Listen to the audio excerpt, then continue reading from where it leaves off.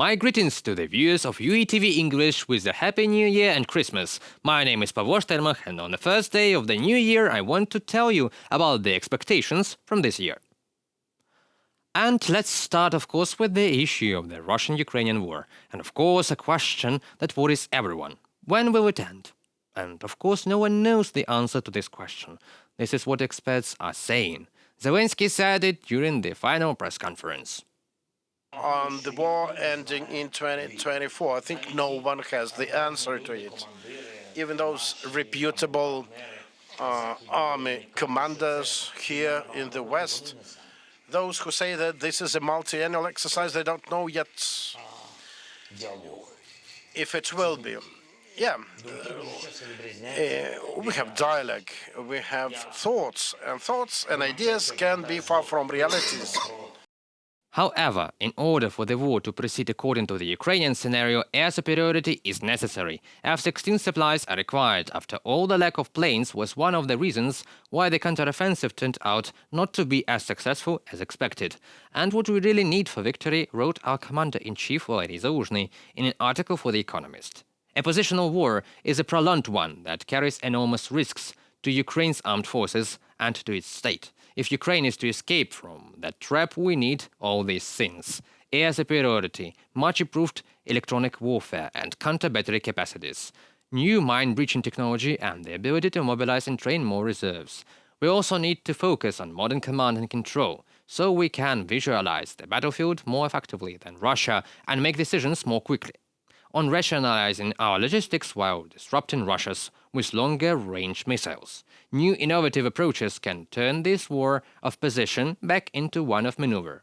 As was informed by the head of the Security Service of Ukraine, Vasyl Malyuk, this year we will strengthen special operations behind enemy lines. Priority targets are warships of the Russian Federation, logistical corridors for the supply of weapons, military bases, etc. It is necessary to bring the war as close as possible to the Kremlin, said Malyuk. Our plans must remain a shock for the enemy. The occupiers must understand that they will not be able to hide. In these attacks, we will use our own developments. But for defense, we do not have enough of our own resources and depend on the supplies of our partners. However, Russia also depends on this now. Only our partners are the G7, the European Union, and in Russia, North Korea and Iran. Which company do you want to be in? And one more thing, without Western support, we might lose this war. But do not think that the Kremlin will stop here. The empire will try to expand as long as it is allowed to do so. 2024 will be another defining year in relations between Ukraine and the EU. The first important step will be the summit on the 1st of February, when the European Union will hold a special summit to discuss the allocation of 50 billion euros in additional assistance to Ukraine for a 4-year period.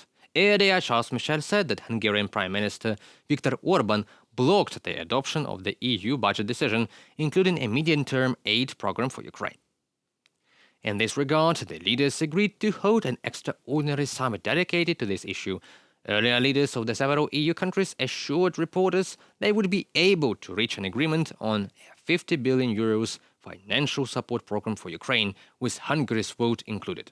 In the case if they do not adopt a general one, then they promise that each country will provide aid separately, and we are grateful for that. As for the European Union, well, the stakes were very high. We have acquired one victory as for the EU. As for the 50 billion, I am confident that we have achieved all of that. Now the question is about the time. The first 1.5 billion hopefully will arrive this week. As for the 50 billion, I believe and I'm confident that the decision will be taken in the nearest period of time, when they will be having the session. There is some administrative aspects, and nobody would be able to introduce any obstacles. And today we have mechanisms that, even if there would be support to a 50 billion package minus one voice, there will be possibilities found in order for Ukraine to receive this money. Now we are waiting for the negotiation framework. It will be approved in March 2024, when the European Commission will review the state of reforms in Ukraine. It is primarily about judicial reforms and the anti-corruption bodies. We are very pleased that they continue to wait for us in the European Union and help with the introduction of reforms. We worked and will work on this regardless of Russian aggression. Once again, EU starting the accession talks with Ukraine is a truly historic decision that rewards Ukraine's dedication to its European future and proves EU's ability to be the driver of the history on the continent. Ukraine's EU membership will enrich the Union with new practical perspectives and broaden its historic horizon. We are immensely thankful for this sign of confidence in Ukrainian people in a time of turmoil, and we will live up to Europe's trust. Ukraine knows that the path of accession is long and narrow. Yet one shouldn't doubt its ability to do what it takes to reach the destination successfully. On a number of occasions in recent years, Ukrainians proved their ability not only to make difficult political and economic decisions for the sake of their European dream, but also fight and even die for it. In the long run, there's nothing more important for Ukrainians than becoming a better nation, more prosperous, successful, and just. We see these things in the EU and reach out to them.